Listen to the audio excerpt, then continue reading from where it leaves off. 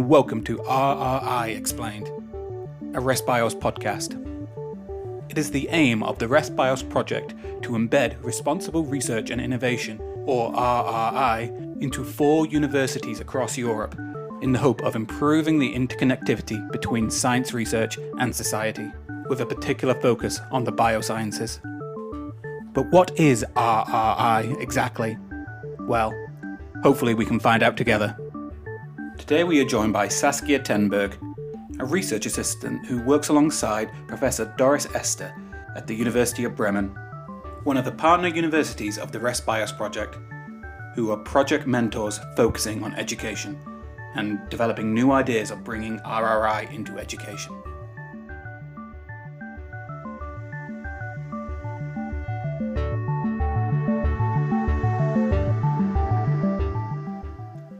Thank you for joining us today, Saskia. So the University of Bremen is one of the key RRI partners for the ResBios project, focusing on education. But how important is education within RRI and biosciences? So I think RRI is a really huge concept, and it is discussing now on very high levels, I would say, in our project, how we can bring responsible research and innovation into society. But education is a main linking part from these new ideas of how we could do that to the society itself. So education is also not just university level, of course. It's starting at primary level or even before that. But it's a link between society and research. And this is why RRI is extremely important for, the other way around, science education is extremely important to bring RRI ideas into society. And education itself, of course, but science education may be also important in science education, because in science there are a lot of contrary ideas about how we should deal with specific things. I mean, starting from ethics, starting from what can we do with how much research could we do with embryos, but also looking at the current COVID crisis, how do we deal with facts? What are facts? How is biology or science affecting our everyday life? So these questions are the direct link between responsibility, research, innovation, and the society. So it's definitely important to link this, to make it clear that there is a link, so that the society doesn't think, okay, it's something totally different I cannot trust. So we have to strengthen this link and bring it through the education system, like at universities or at schools, into the society. It also depends on what kind of teaching. Is it teaching at universities? Is it teaching on a public level or on a school level? And I think the teaching part should be strengthened, because it is not clear for everyone that we have how we deal in science, and teaching about it and teaching how we get this knowledge and how knowledge arises is really important to get the trust of the society. So I think teaching about it and bringing RRI aspects on different levels into the education system should be a key part, but is important to address also the values behind this project, and to address those values which are also in society, and see, okay, there are definitely connections, and this has to become clear for students at university level, for primary students, and the public society. So you talk a little bit about how it is important to sort of like know your audience, teaching these different principles of RRI, so gender equality, open access, public engagement. Is it important, do you think, to instill these sort of principles early on in primary school or secondary school, or do you think it's more of a concept that should be kind of introduced at university levels to sort of when people are going into kind of like their career choices and knowing that they need to take a bit more responsibility at that point, perhaps? Yeah, I think these principles definitely have to get a part at all levels, for sure, in a different form. So maybe the most obvious is, or for many people, might be the university level. It's definitely important, especially in science education, that the students learn about responsibility and how to find new innovations in a responsible way, and also how to do research that fits to the needs of society, and so on, just for these two examples. But when students are entering university, they are maybe, 18, 19, 20 years old. So they already build up an attitude, they already build up background knowledge. And if we wouldn't address those values behind RRI before they are reaching this age, and they have never heard of, I have to respect other living beings, I have to think about basic things like the equality between different human beings, talking now about, for example, the gender aspects, then we are too late. So the values behind responsible research and innovation definitely have to be part of the education system from the very beginning. So I can also teach students or support students in their development from when they are very small, and teach them that different forms of living have their right to be on Earth, that we have to protect different forms of living, that I have to address also what a learning partner needs at the moment. And these are also values that are in RRI, that are preparing them step by step to take responsibility for their own doing, and also for their neighbors, for their playing partners, and later for the society as a whole. So we have to start early, and then of course get more specific and support students in also finding their ways. If I can answer a little bit long, it's that this is the second part, because at primary level or secondary school level, students are mostly learning what they are taught in schools. It's a little bit changing now, but mostly they are not finding new innovations or new ideas by themselves, or at a very low level. So this is getting more and more. When they are getting older, when they are at university, they are finding new questions that they want to answer. And at one point, there will not be a teacher, and there will not be a professor that can tell them, okay, you have to think of, data protection. You have to be responsible what you're doing over there. So they have to keep that in mind, and they have to have this attitude that brings them to responsibility and responsible innovations. And to get this attitude, it's too late to start at an attitude course at university. They have to develop it from their whole life, and they will never stop to do it. So that's really interesting. So it's sort of like you put in the early building blocks early on in their education, so they don't form any misconceptions, or to reinforce certain principles that you want, that RRI and the REST-BIOS project wants to promote in researchers later on. Yes, I would say so, because the support system is there. We have the support systems through teachers, through other educators, through different perspectives also. Some teachers are focusing on different aspects, and then they are getting other teachers, meeting other educators that can give them a feedback. And this feedback is, here we have the chance to support them. Later on, they have to stand on their own. But this chance we should use. And the teachers and educators on different level should be aware of this chance and use this opportunity to bring RRI into science education. So would you think that education is sort of like the foundation for all the other pillars of RRI? So educating students, pupils of all ages about these principles is sort of the grounding foundation for all the other pillars of RRI. Do you think that is the case? Yeah, I'm just thinking of if it is the grounding or a pillar, but because I think there are definitely also other pillars that are extremely important. If it's just education without content, without scientific background, we are also lost as educators. So we definitely need this. But it's an important pillar, because if we have this knowledge, this experience from others, these new innovations that are not educated and that get not part of the education system, we will lose them. They will just, I don't know how to say this in English, they will just go to air, and not really, the people cannot profit from them. And so education is definitely maybe not grounding, but an important pillar. And without this pillar, it's not possible to bring RRI into the society. So we definitely need to work together here.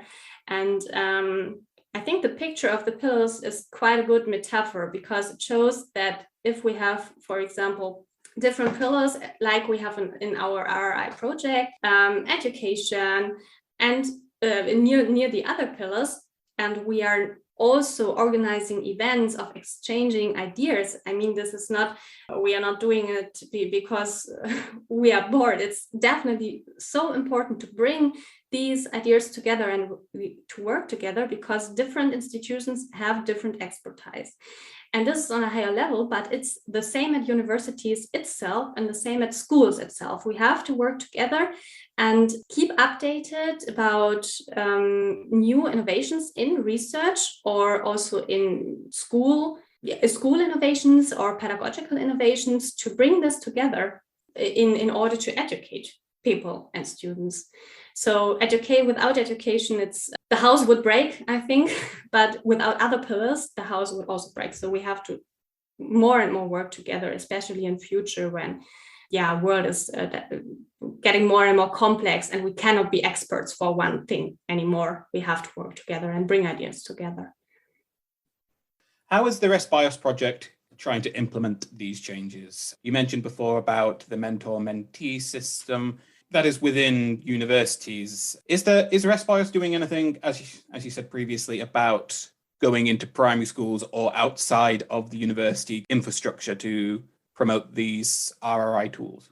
This is definitely a task or a part of what we are doing. We are organizing the events where we are exchanging ideas and building new ideas from different perspectives. And as you mentioned before, we are a mentoring institution, so we can also support new institutions, new experts who are entering the project with our experience, and also sometimes concrete material or concrete workshops which have been conducted. And what we are trying to do is then to find new ways or solutions to the needs the specific institutions have. So they are listening to their institutional needs, they're in contact with their societies at place in their countries and their cities, and see what they are needing. And we try to find ways of bringing responsible research and different ideas and different topics, for example, in a nutritional context, health education, or in the context of ocean literacy. And ocean literacy is a good example, because in some countries it's obviously more a topic than at other places. So we have to see where the needs are and how we can bring those ideas into the society. And this is not the society just at university level and the colleagues, but also directly to the people in those cities and countries.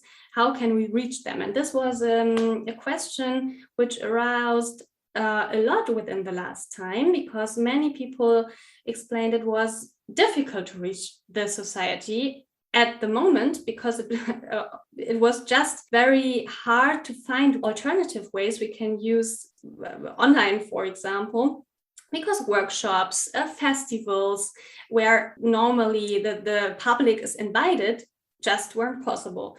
So this was the topic. So how can we reach the society now, and how can we get there again after this long time of a break? So it's an important question, but I think it's a very current question which aroused, and we definitely have to work on it in more detail to see how we can reach the society and not get stuck at university level. It's a huge task.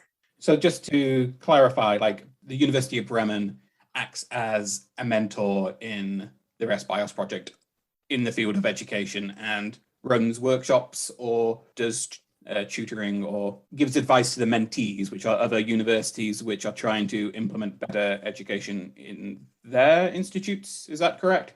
Yes, that is correct, but it's not. I think it's not just about advice. It's also about bringing people together who want to change something in education. So we are also inviting other experts on specific areas. When we see the mentee institutions have specific needs where we don't have that much expertise, for example, we are also inviting other experts and bringing those ideas together and try to start also discussions about the specific methodologies to collect different ideas from different perspectives. I think it's, of course, we are sharing expertise, experiences, especially I was talking about Professor Elster I am working with. She has a lot of experiences in this area, which we are sharing. But we don't know everything, so we also try to connect, and depending on what the mentee institutions need. I think we kind of touched upon it a little bit in the questions before, but so yeah, the ResBios focuses mostly on biosciences, which is a very large umbrella of science and touches upon quite a lot of like areas which are obviously very kind of hot topics at the moment, with climate change and the COVID pandemic, of course. How important do you feel that education about the RRI kind of principles is important to kind of encourage kind of trust within the scientific community and to sort of, I don't know, I don't want to say a better informed society, but a society that is more welcoming of what researchers in science has to say and the advice they have to give? Yeah. I think this is the most important question at the moment, because we can feel it through the crisis we are in. At the moment, it gets obvious that scientific topics concerning, I mean, you mentioned it, climate change, COVID-19, nutritional availability is directly relating to our everyday lives. And people start to recognize this. Yeah, a few years ago, it was climate change was more abstract. Also, there was also people who said, yeah, there might be pandemics, but yeah, there also might be other things. It was, and now things are coming together. So the societies, the people feel the direct impact on their everyday life. But of course, this also awakes confusion, maybe is the right word, or the people are not sure anymore who to trust. Is it still science we can trust? Then within science, there are different perspectives. So if science claims that they are the source of knowledge, so to say, what is if specific areas of science are contradicting? And if I, as someone who has maybe not an academic career, who is not in touch with the scientific institutions, how can I then still trust what scientists and researchers tell me? And I think this is a big reason why some people arise a specific kind of mistrust against science and research institutions, because to keep this overview and to decide for oneself, what can I believe, what should I believe, and therefore what should I do then in my everyday life. A simple example, should I wear a mask or not? Should I get vaccinated or not? Is getting harder for the people to decide.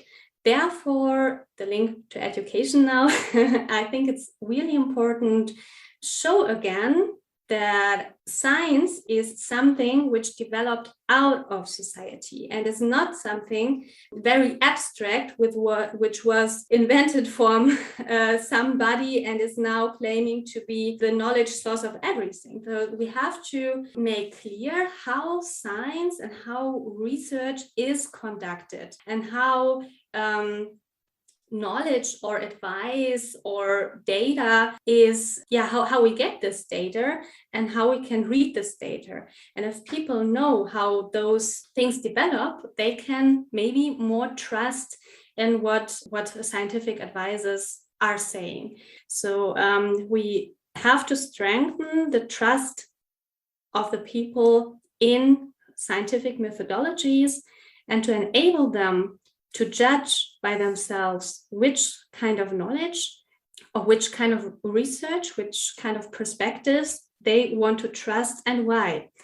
people in building these scientific literacies so that they can by themselves decide what they are trusting and don't have the feeling that someone is forcing them to do something or to believe something. I think this is really important, to be in a collaboration with the society and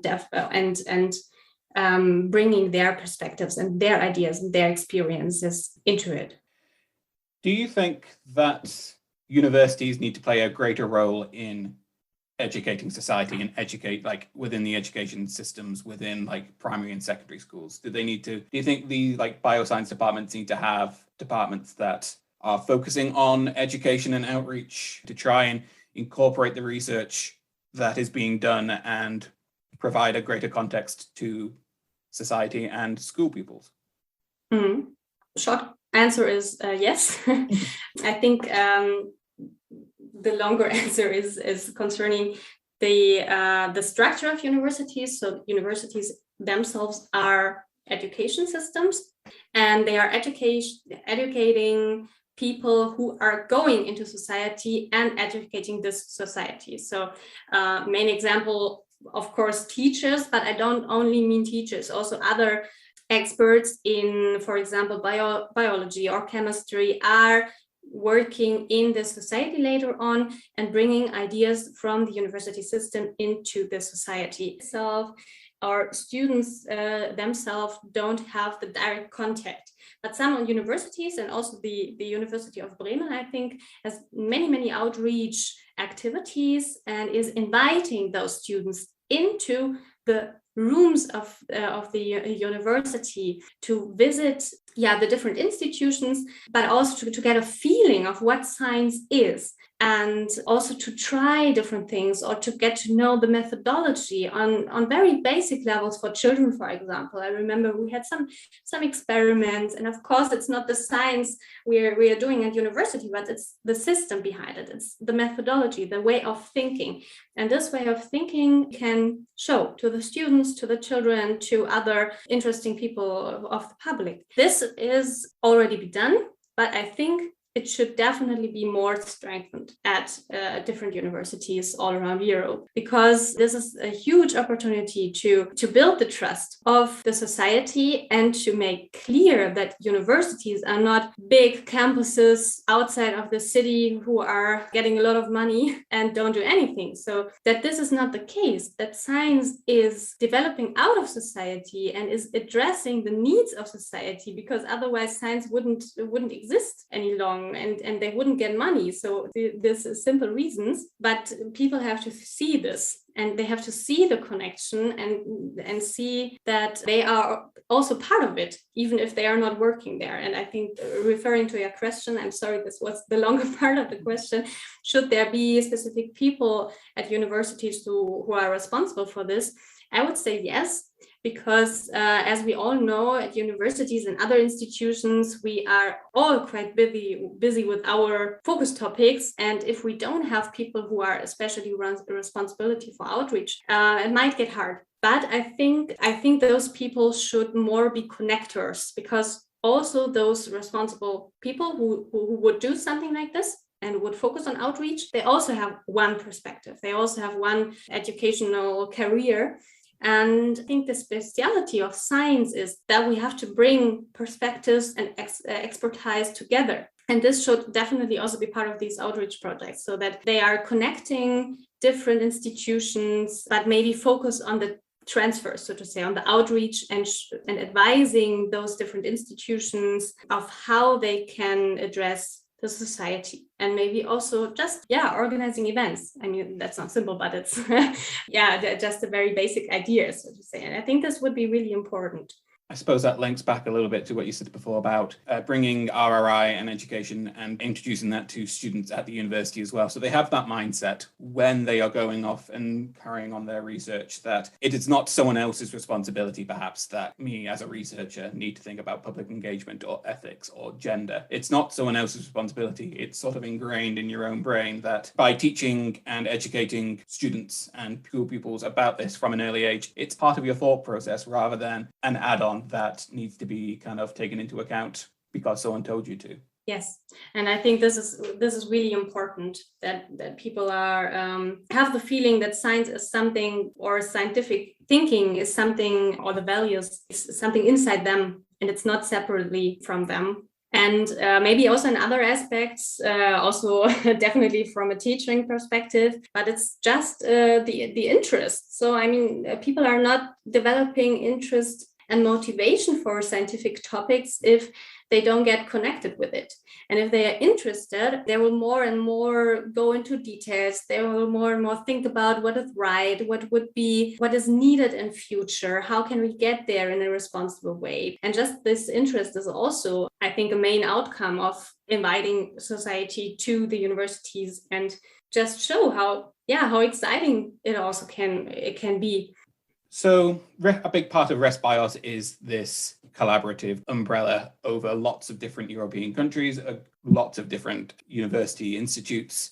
What are the challenges and what are the opportunities that allows for? Because obviously education systems are different in different countries, and different approaches are going to be taken by different universities.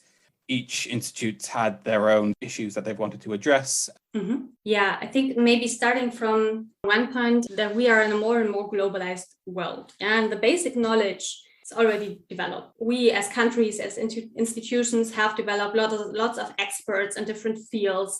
They have a lot of experience, and there is good standing in this. But what we are facing now with a really globalized world and connected world, we have to come together, because it's happening automatically.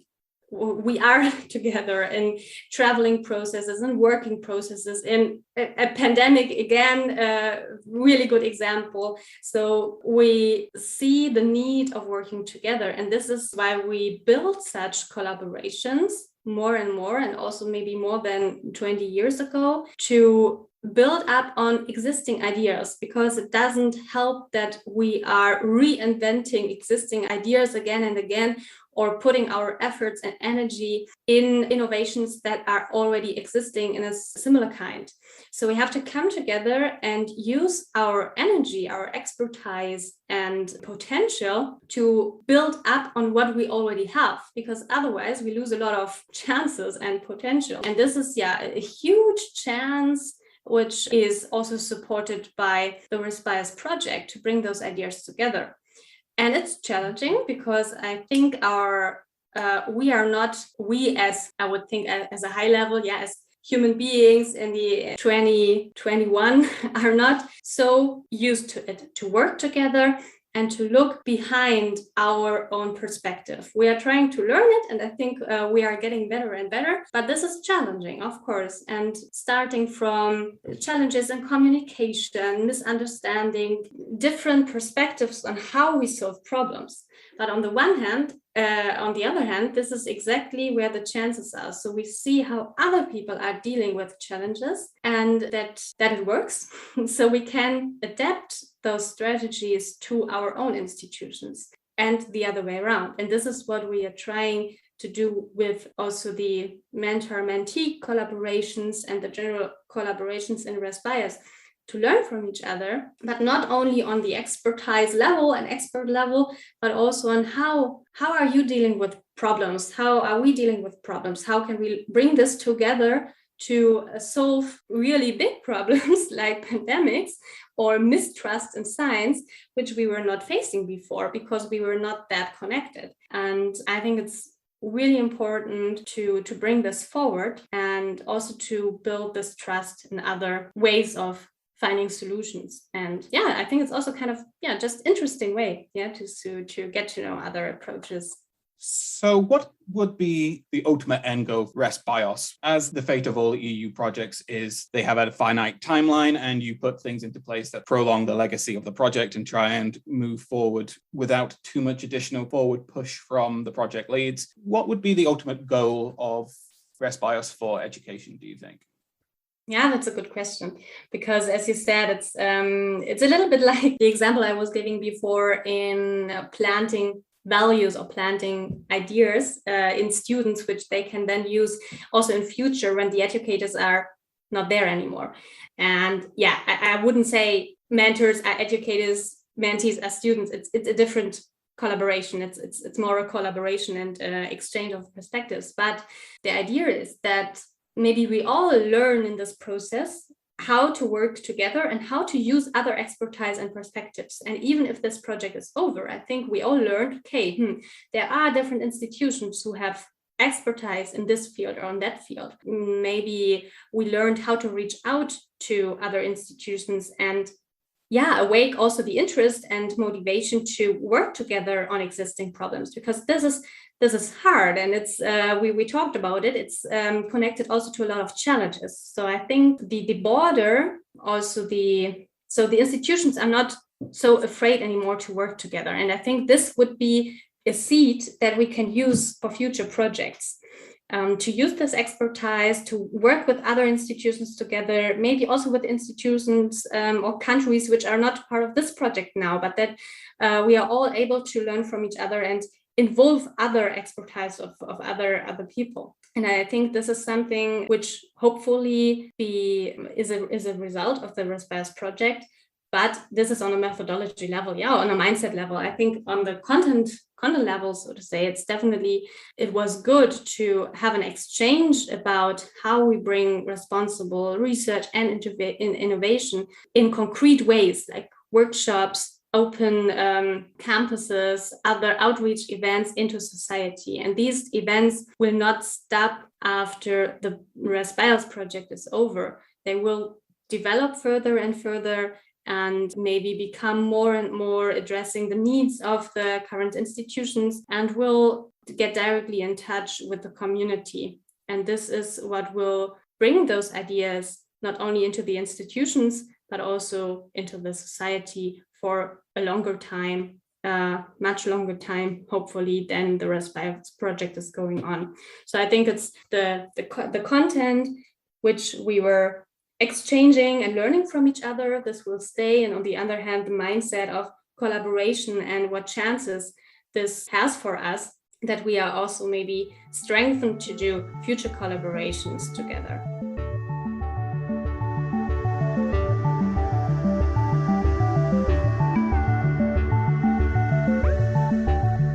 Thank you for joining us today, Saskia.